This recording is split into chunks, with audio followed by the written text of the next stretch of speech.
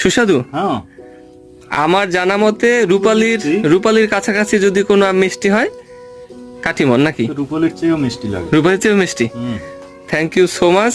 এই যে আরো এক টুকরা আছে, দেখি আর কাউকে খাওয়াতে পারি কিনা। আরো কয়েকজন লোক বাগানে কাজ করতেছে, তো ওদের টেস্ট করাবো, দেখি আসলে ওরা কেমন রিভিউ দেয়।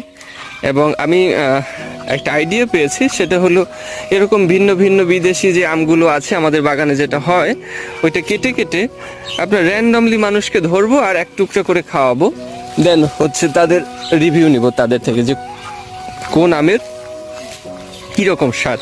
তাহলে একটা ধারণা কিন্তু আপনারা পেয়ে যাবেন দর্শক বন্ধুরা।